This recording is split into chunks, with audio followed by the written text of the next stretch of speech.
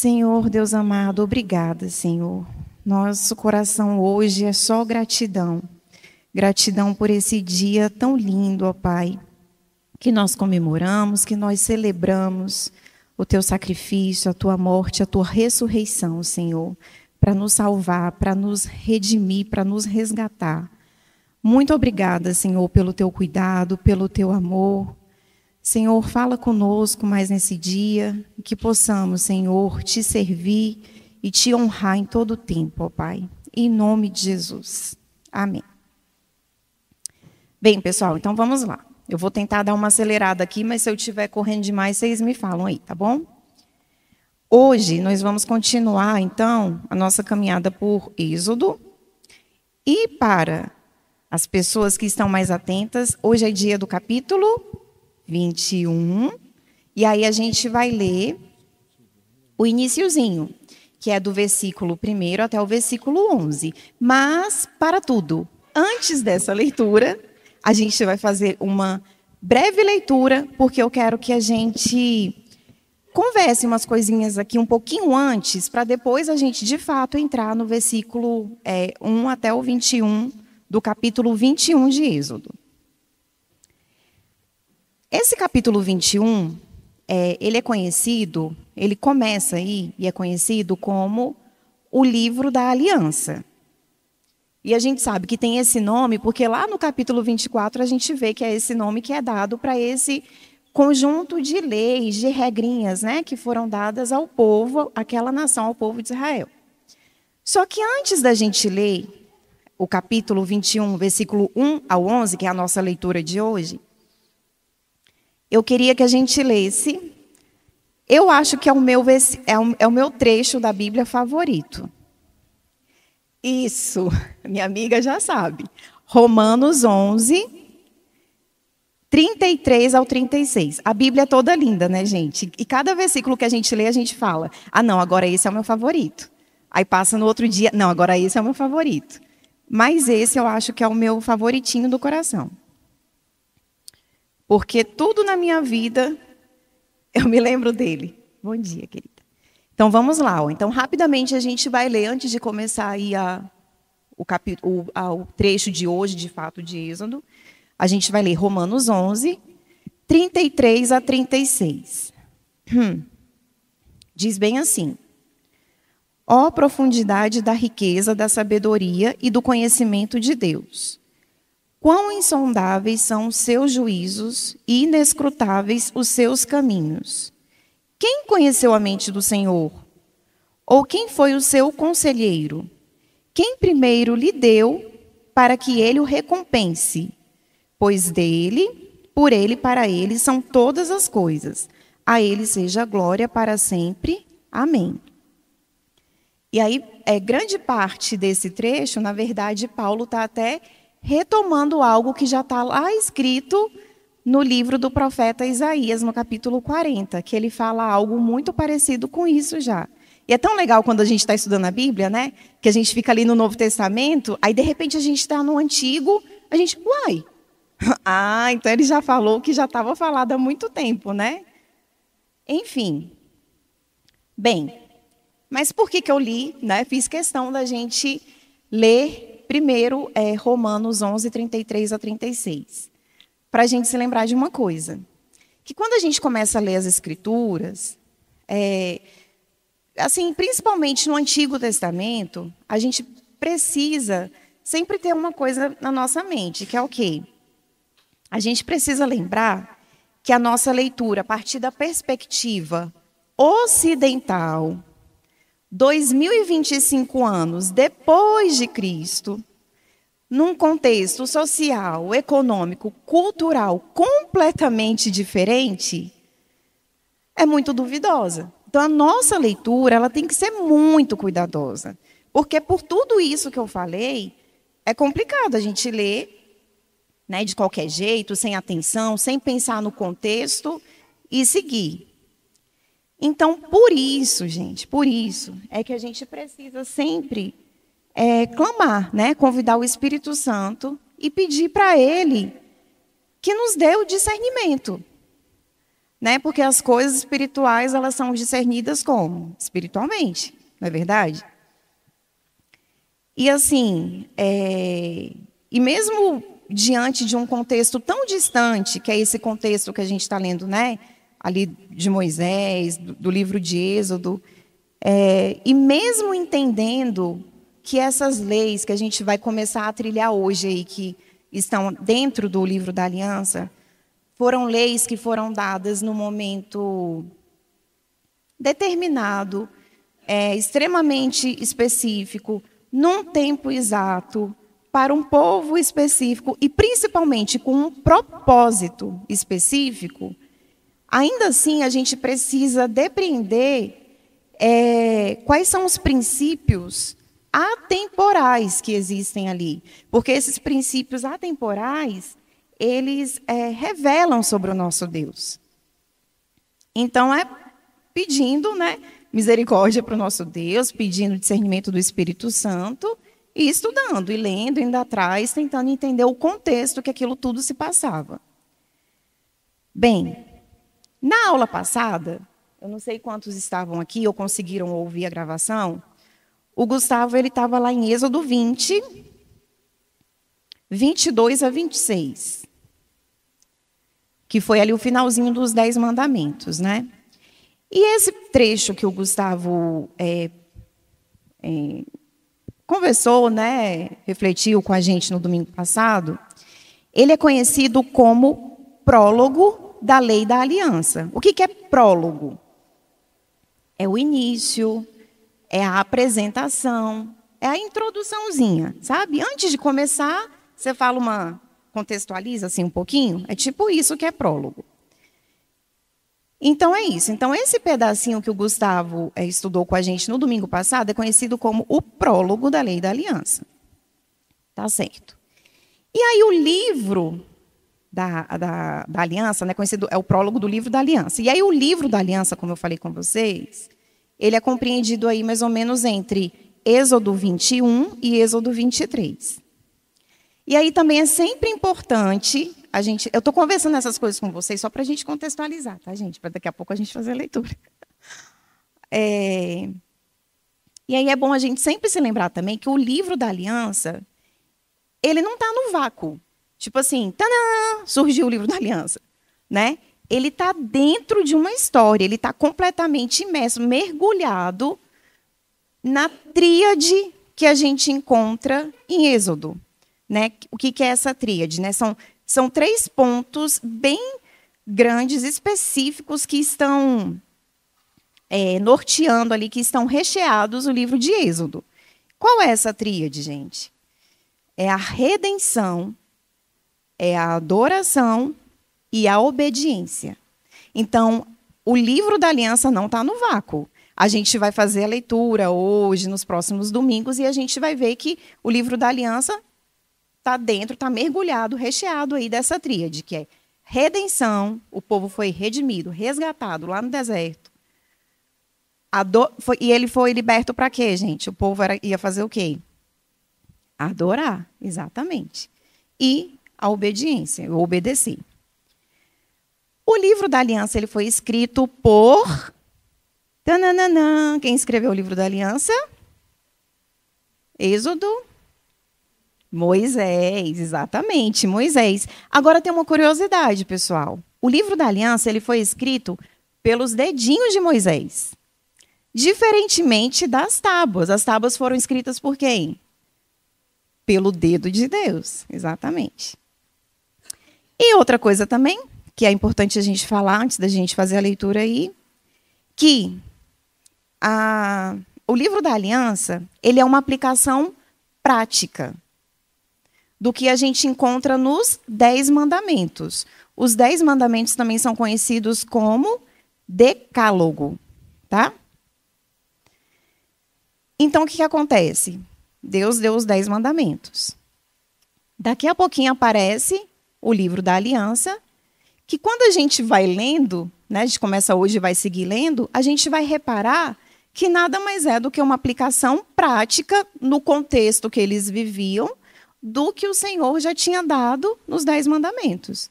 Então, Deus é tão maravilhoso, né, que ele dá a instrução ali e aí depois ele ainda faz a aplicação prática. É tão bom aprender assim, né, com exemplos. Bem, tudo bem. Outra coisa importante, né? A gente vai começar nunca, né? Mas vamos começar. Outra coisa super importante que precisa ser falada também. Alguns estudiosos, eles dizem que os israelitas pegaram emprestado as leis das outras civilizações e começaram a usar para si.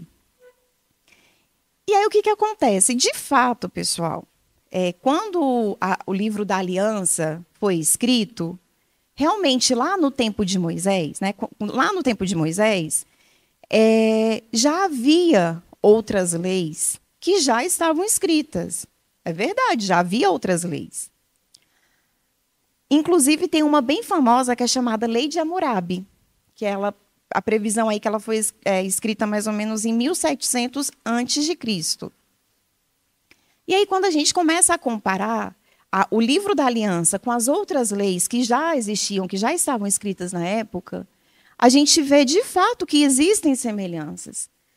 Porque grande parte das leis já previa, já condenava, já tornava proibido o quê? O assassinato, o furto, né, que é pegar alguma coisa de alguém, né, tipo roubar, e outros crimes. Então, essas outras leis também previam isso como crime. Mas o mais interessante não são as semelhanças. O mais interessante, o que mais nos surpreende, são as diferenças do livro da Aliança, das leis que compunham ali o livro da Aliança, para as outras leis das outras civilizações. Por quê? A nação que tinha uma aliança com Deus era a nação de Israel, era o povo de Israel, né? E aí o que acontece? A gente consegue ver algumas questões que não estavam em outra lei nenhuma. Por exemplo, a proteção legal às mulheres, às crianças. Isso a gente não encontrava nas outras leis. E estrangeiro, né, o cuidado ali com o estrangeiro, a gente não encontrava nas outras leis. E outra coisa, existe um diferencial muito grande. As outras leis foram criadas lá, escritas, né, por homens. O livro da Aliança foi dado por quem? Por Deus. Então, as diferenças nos causam muito mais surpresa do que as semelhanças. Sendo assim, então, agora a gente vai poder fazer a leitura, que é Êxodo 21, versículo 1 até o versículo 11.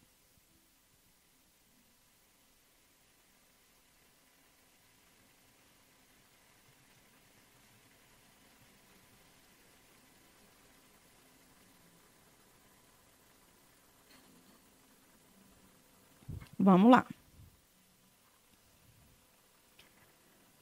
São estas as leis que você proclamará ao povo. Vocês se lembram do contexto, né? Moisés entrou lá na nuvem, o monte estava fumegando, e aí o povo falou, vai Moisés, vai lá, né? Depois você só passa o recadinho para a gente.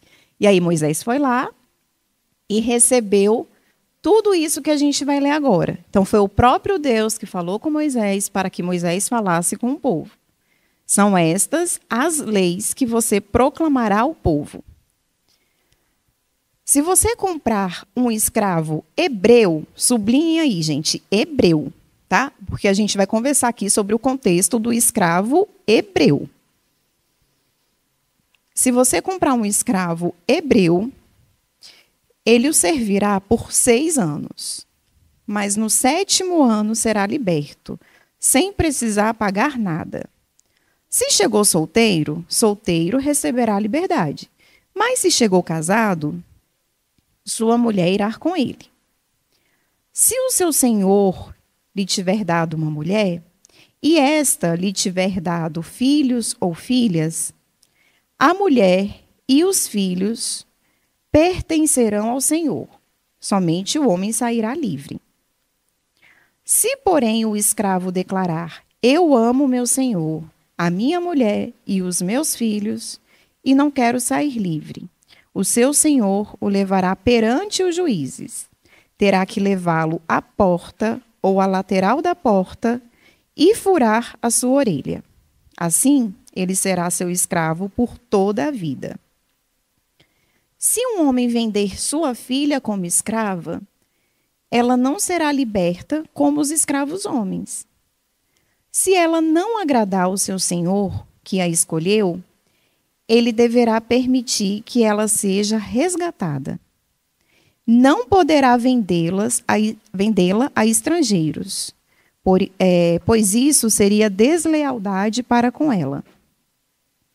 Se o seu senhor a escolher para o seu filho, lhe dará os direitos de uma filha. Se o senhor tomar uma segunda mulher para si, não poderá privar a primeira de alimento, de roupas e dos direitos conjugais. Se não lhe garantir essas 3 coisas, ela poderá ir embora sem precisar pagar nada.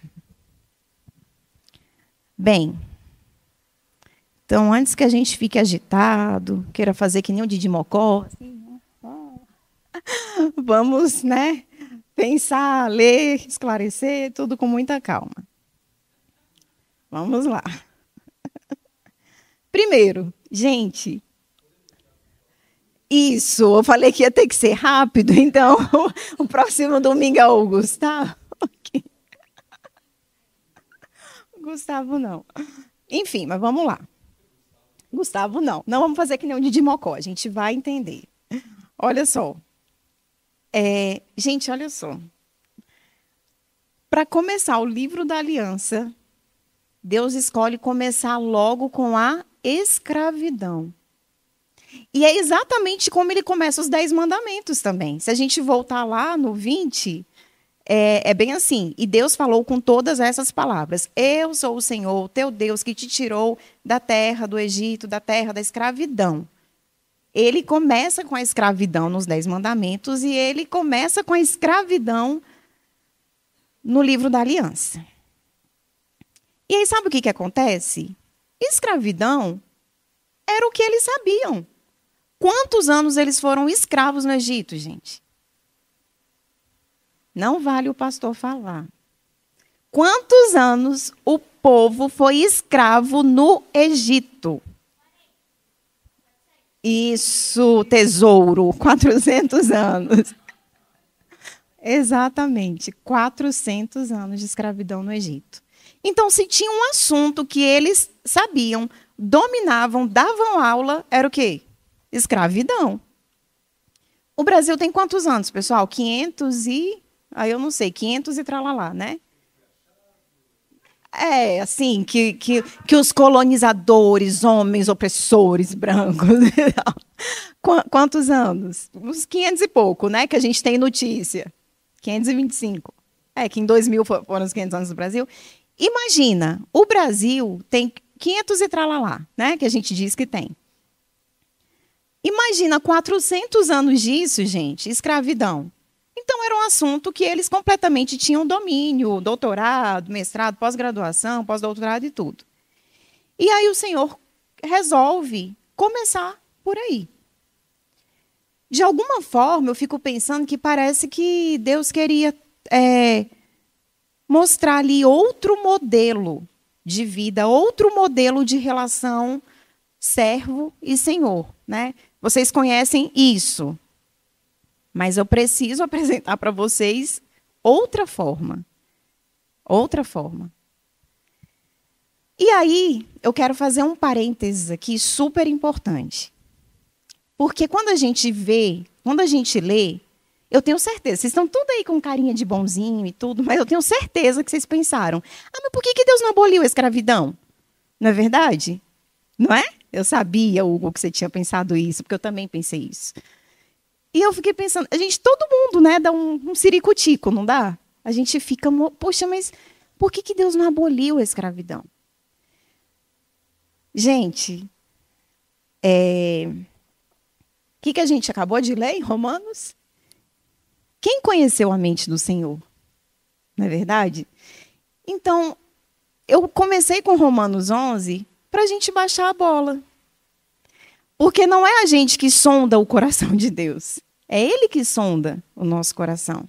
E é muito fácil agora, a gente está no mundo ocidental, 2025 anos depois de Cristo, querer falar que, mas Deus devia ter feito isso, né? Deus devia ter feito aquilo. Ele é, como é que ele fala o nome dele? Eu sou, não é isso?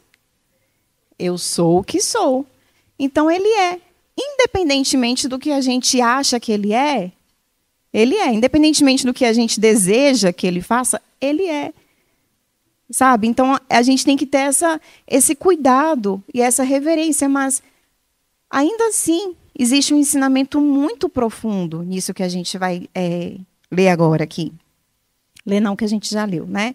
Mas prosseguir. E uma coisa muito importante que a gente precisa falar é que as escrituras, elas não fomentam, elas não batem palma, elas não defendem a escravidão. Alguns usam a Bíblia para trazer essa conversinha, né? Falácias, como diz a mãe do Hugo. Mas a Bíblia não faz isso. A Bíblia não fala, ai, que bonito, escravidão, vamos lá. Não, de forma alguma. E agora, no contexto ali do escravo hebreu, que eu falei para vocês sublinharem, não foi? Hebreu? No contexto do escravo hebreu, né, para aquela nação, para aquela época, naquele momento, para um propósito, Deus não aboliu. Ele resolveu não abolir e a gente não sabe, né? A gente não consegue sondar o coração do Senhor. Mas ele fez algo muito importante. Ele regulou a relação do senhor e do servo de forma a eliminar os abusos. E aí, outro esclarecimento que é muito importante a gente fazer é que, quando a gente fala escravidão, o que a gente imagina? Todo mundo aqui já imaginou. Os barcos chegando, os navios, né, negreiros vindo da África. Essa escravidão que a gente conhece, que a gente aprende em história, não tem nada a ver com a escravidão que a gente está vendo aqui. Tá? Isso é muito importante, porque a gente fica num ciricutico maluco, né? Tipo, não, mas calma aí. Mas não é. Não é. A escravidão que a gente está falando aqui, nesse contexto, não é a escravidão que a gente tem conhecimento, né? Quando a gente pensa nos escravos no Brasil, nos Estados Unidos, a escravidão do mundo ocidental é outro tipo de escravidão que a gente está conversando aqui. E aí, alguns pontos importantes que a gente precisa lembrar sobre essa escravidão que a gente está falando aqui. Primeiro ponto, gente. A escravidão em Israel, ela era voluntária. A escravidão em Israel, ela era voluntária. Pelo menos para os israelitas. E aí eu pedi para vocês até, inclusive, sublinharem aí. Hebreu, né? Beleza. As pessoas, era como se elas se alugassem para servir alguém. E por quê? Ou porque elas eram muito pobres, ou porque elas precisavam pagar uma dívida. Né? Então, eu vou você aqui, vou te servir, porque eu tenho aquela dívida terrível e não tem como pagar, então eu vou te servir. E elas serviam duramente, né? Trabalhavam bastante, por cama, comida e um salário. E aí uma coisa que aliviou meu coração, que eu nunca tinha reparado na Bíblia, mas ao estudar aliviou muito meu coração, é que a escravidão involuntária, ela era proibida. Então, lá na frente, a gente não vai ler hoje, mas lá no capítulo, ainda no capítulo 21, no versículo 16, a gente vê um versículo que mostra, lá na época de Moisés, uma condenação ao rapto e tráfico de pessoas. Vocês observam como é diferente? Né? Então, desde a época de Moisés, né, o rapto e tráfico de pessoas já era algo condenado, já era algo que não era bom. E outro ponto muito importante, de diferente da escravidão que a gente está falando aqui em Êxodo e a escravidão que a gente tem notícia, que a gente conhece aqui do nosso mundo ocidental, é que a servidão, né, além de voluntária, ela era temporária. Eu não sei se a gente leu do último ano, se foi aqui ou se foi em outro lugar. Peraí. No último ano, né, no 7º ano. O que acontece? O escravo, o servo, ele servia por 6 anos. E aí, quando chegava no 7º ano, ele era liberto, né? Era Deus falou, Deus deu essa instrução para eles. E aí vamos ler rapidamente Deuteronômio 15, 12, 15. Porque vocês acham que era assim? Tipo, serviu 6 anos, então tchau. Tchau, gentalha, vai embora, não se misture com essa gentalha. Não era assim, não. A despedida não era assim, não. Deuteronômio 15, 12, 15. Olha só. Se seu compatriota hebreu, homem ou mulher, vender-se a você e servi-lo 6 anos, no 7º ano dele a liberdade. E quando o fizer, não o mande embora de mãos vazias. Dele com generosidade dos animais do seu rebanho e do produto da sua eira e do seu tanque de prensar uvas. Dele conforme a bênção que o Senhor, o seu Deus, lhe tem dado. Vou repetir. Dele conforme proporcionalidade.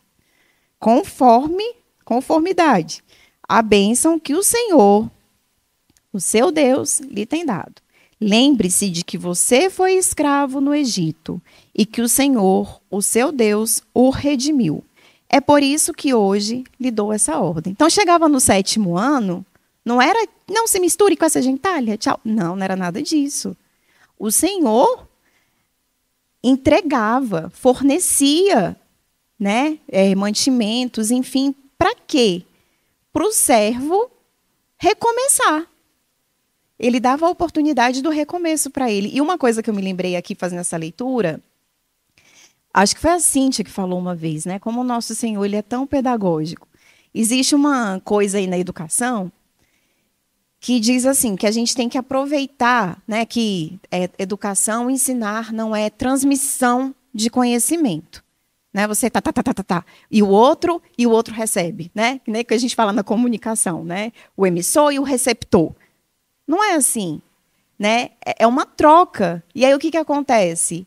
Muitas vezes a gente precisa entender o mundo do estudante, o que ele já conhece, o que ele já sabe, o que ele já tem ali de experiência, de vivência, para se aproveitar daquilo, para a partir daquilo que ele conhece, a gente conseguir ensinar. E quando Deus começa aqui, o livro da aliança pela escravidão, eu vejo muito isso, sabe? Dele fala, ele já começa numa coisa que eles conhecem, né? E a partir daquilo traz um novo ensinamento, uma nova forma, um novo significado. Eu acho isso muito bonito, apesar da gente ter o primeiro susto da escravidão. Mas vocês entenderam, né? A questão da escravidão? Acalmaram o coração? Então tá bom. Então vamos seguir. Bem, então em suma, pessoal, o que acontece? A escravidão de Israel para o hebreu, ela pretendia ser muito diferente da escravidão convencional daquela época. Essa era a intenção, né? Que fosse algo diferente, né? O Senhor, várias vezes a gente lê também nas Escrituras, que não é para oprimir o estrangeiro também, né? Porque eles foram estrangeiros, né? Quanto tempo ali? Enfim, mas aqui a gente está falando do caso da escravidão do hebreu. E aí, retomando, então, a escravidão era voluntária, temporária e com um propósito de levar a pessoa à liberdade. Porque o servo era escravo para sempre? Não. Vocês conhecem esse padrão de servidão? Voluntário, temporário e com propósito de levar a pessoa à liberdade? Alguém aqui? Sim. Sim, feliz Páscoa. Já não os chamo servos, mas amigos. João 15, 15. E aí, finalizando, né, esse parênteses, que aplicação prática essas leis têm para a gente hoje, nesse ponto específico aqui da escravidão? A gente pode ter algumas aplicações, né? eu vou correr. Mais uma que eu anotei aqui, em relação a essa questão de senhor e servo, é que a gente não deve explorar. Os empregadores, eles não podem explorar os seus funcionários. Eles não devem explorar os seus funcionários. Muito pelo contrário, eles devem promover o seu bem-estar e ajudá-los a avançar na vida, na carreira. Essa é uma lição que a gente pode tirar aqui, uma aplicação prática para o nosso atual contexto, 2025 anos depois de Cristo no mundo ocidental. E aí agora a gente vai entrar aqui nas servas, que aí é a hora do Didi Mocó, né, mulheres? Oi? Eu queria dar um exemplo. Ah, você quer dar um exemplo? Pode dar. Não, é porque isso aí, durante um tempo, comecei a dar aula de música novinho, e eu fui percebendo assim nos colegas que a gente recebia por aluno, né? Então, quanto mais tempo o aluno ficava, melhor o salário. Você tinha mais tempo, né? Você tinha. E aí eu percebia entre os colegas assim, e era uma tentação, né, para todos, né? Essa coisa de você manter ali o aluno o máximo de tempo possível, sabe? Porque você está garantindo o seu salário, né? Então, é muito bonito isso que a Adriana falou, me fez lembrar disso, que a gente ensina justamente com esse foco, né? Pensando na libertação, né? Ensina justamente para a hora para ele falar, eu não preciso mais de você. E na criação dos filhos também, né? A gente está sempre criando, não pensando em mantê-los ali dependentes, mas pensando assim, uma hora ele vai virar e aí vai ser a opção dele me amar ou me abandonar, né? Largar e viajar, sei lá, ir para outro canto, enfim. Só essa. E trazendo para a realidade da igreja, isso a gente tem na palavra, com esse ensino, que o ensino na casa do Senhor, antes de tudo, deve ser um ensino libertador. Não é a vontade de Deus que os irmãos tenham uma relação de dependência do tipo, não, eu vou me queimar no altar aqui. O que é assim, dependendo, por exemplo, de mim? Pastora, é claro, nós vamos conversar como amigos, irmãs em Cristo, mas não vai estar na minha mão a sua liberdade. Peguei esse exemplo muito crasso para que a gente possa observar o que acontece nas igrejas de errado sobre isso. Porque o ensino faz você ficar dependente de quem está ensinando. Isso não vem do Senhor. O ensino, e conhecereis a verdade, que é o próprio Jesus, e a verdade nos libertará.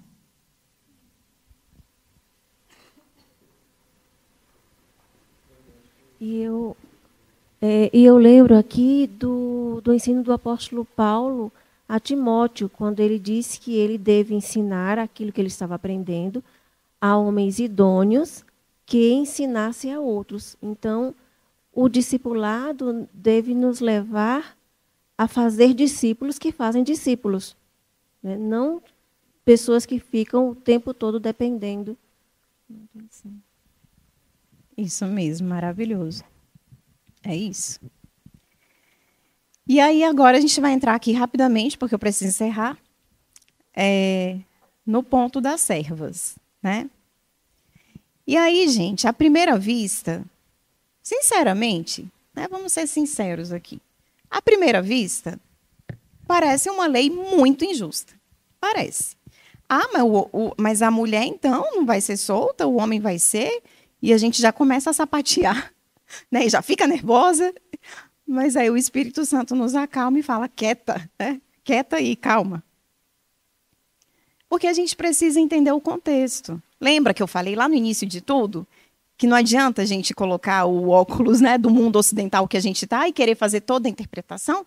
Não, gente, a gente tem que entender o contexto. E aí, o que acontece? Escolher... Deixa eu contar uma coisa aqui para vocês.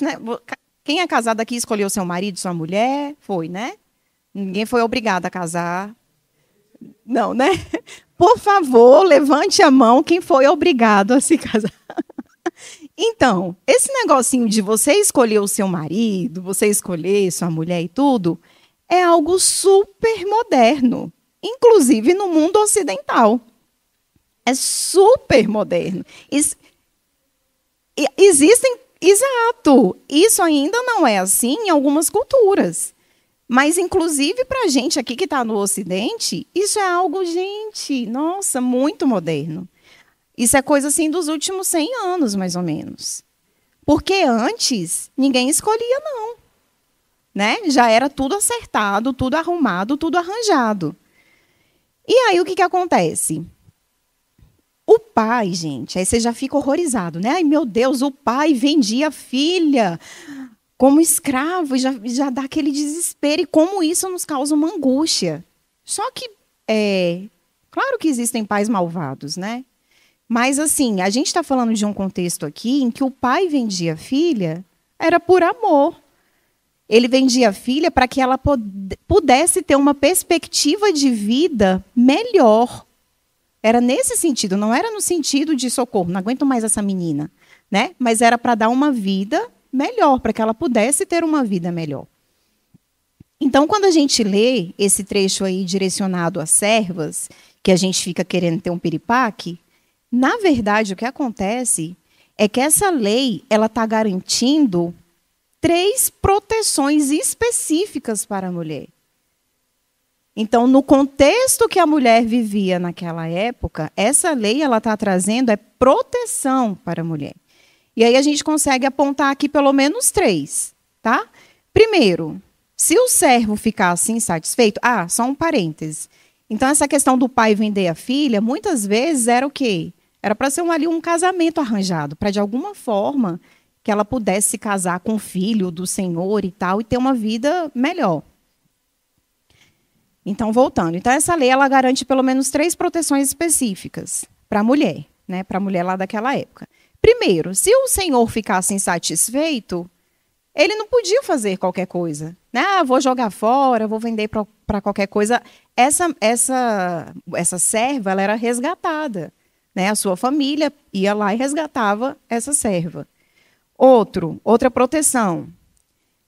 Se ela se casasse com o filho do Senhor, adivinha só, gente, ela se tornava filha. Então, se o Senhor, vou pegar essa mocinha aqui e vou casar ela com meu filho, ela se tornava filha, com os direitos de filha, assim como o filho. E se o bonitão arrumasse uma segunda mulher? Essa aí a gente fica mais nervosa. E se o bonitão arrumasse uma segunda mulher? Naquela época, naquele contexto, né, irmão? Fica quietinho aí. Em caso da segunda mulher, a primeira mulher, no caso aquela serva ali, ela tinha que ter comida, roupa e os direitos conjugais mantidos. Senão ela podia também ser liberta. Tá certo? Então, na verdade, a gente encontra proteção à mulher quando a gente lê e fica nervosa. Vocês entenderam? Mulheres, não fiquem nervosas. Naquele contexto, daquela forma, era assim. Né? Os casamentos, como a gente já conversou, era daquele jeito, era assim que funcionava. Então, vem a lei do livro da aliança para proteger a mulher. E aí, sabe de uma coisa? A gente sempre fala aqui, né, que Êxodo não é uma história sobre eles apenas, né? É uma história sobre nós, porque é tudo sombra, né, gente? É tudo sombra do que viria. Tudo sombra do que viria. E aí, pensando que é tudo sombra do que viria, a gente podia fazer aqui, para finalizar, uma simples e profunda reflexão. Que é assim: nós éramos escravos do pecado, e aí nós fomos resgatados por Deus, mediante o sacrifício de Jesus Cristo. E aí, a igreja, nós nos tornamos o quê? A noiva de Jesus, a noiva de Cristo. E uma vez sendo a noiva de Cristo, nós nos tornamos o quê? Filhos, filhas. E temos o quê? Os mesmos direitos de Jesus. Né? Então, se a gente for pensar na sombra, né, do que viria, da relação e tudo, a gente pode fazer essa simples, mas profunda reflexão. Mas é além, gente. É além. E como diz Paulo, né? A mensagem da cruz é loucura para os que perecem. Mas para nós que somos salvos é o quê? Poder de Deus. E aí eu queria finalizar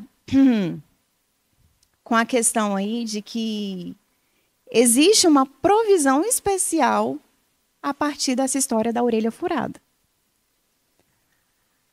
A orelha furada.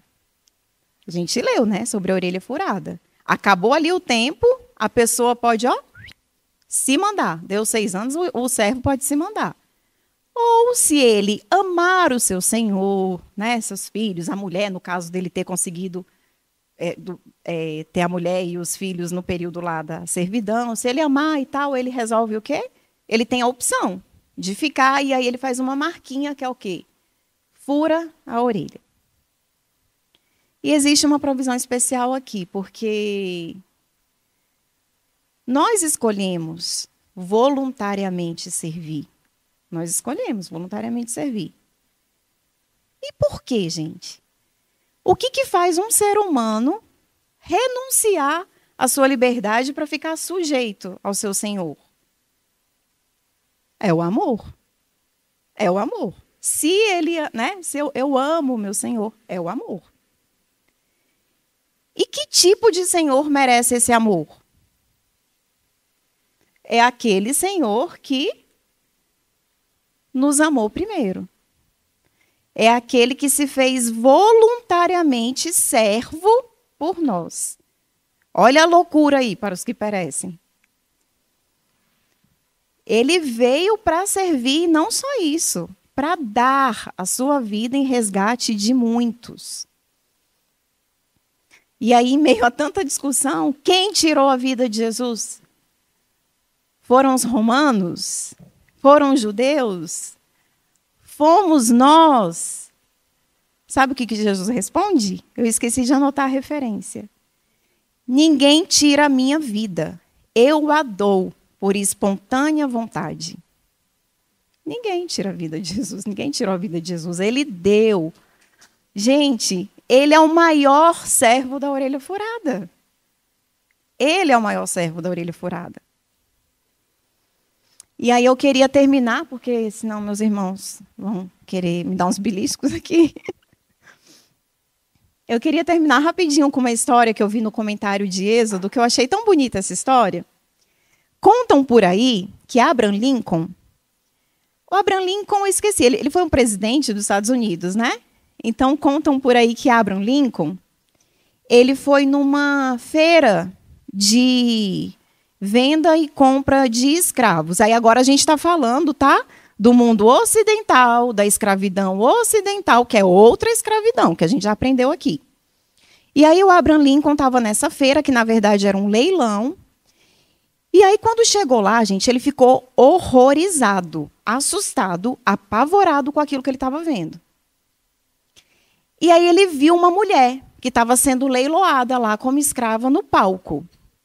E aí ele olhou para aquela mulher e o olhar dela era tão triste, era tão desesperador, mostrava que a história dela tinha sido tão cruel, que ela já tinha sido tão usada, tão abusada ao longo de tantos anos da vida dela, que ele se fixou naquela mulher. E quando começou o lance, eu dou tanto, ele dobrava e triplicava, até o ponto que chegou que ele conseguiu, o lance lá que ele deu, conseguiu resgatar aquela mulher, pegar aquela mulher para ele, como escrava dele.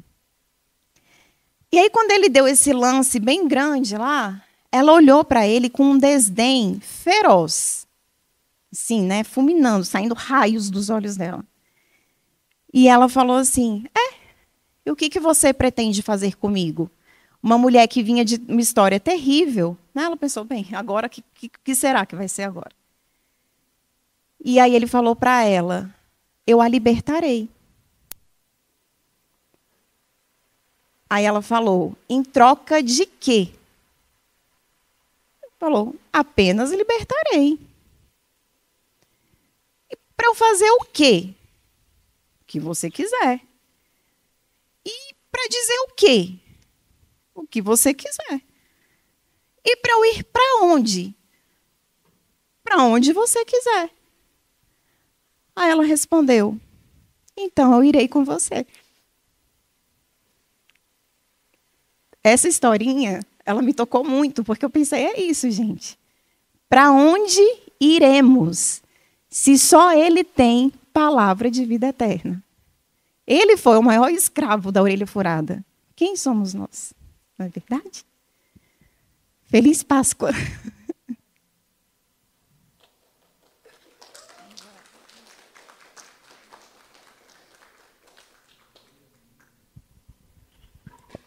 Senhor Deus, amado Pai Santo, obrigada, Senhor.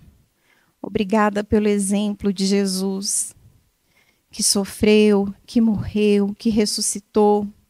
Maior exemplo de escravo da orelha furada. Senhor, que nós tenhamos esse amor, que nós possamos te amar de todo o coração, Senhor. E escolher também furar as nossas orelhas, Senhor, para te servir em amor, Senhor, porque é só o amor, Deus. Só o amor pode explicar tudo isso. Obrigada por esse domingo. Nosso coração está contente, está alegre. A gente celebra, Senhor. A gente celebra a vida que o Senhor nos dá, a liberdade que o Senhor nos dá. Nós te amamos, Senhor, e queremos te honrar todos os dias da nossa vida, Pai. Em nome de Jesus. Amém.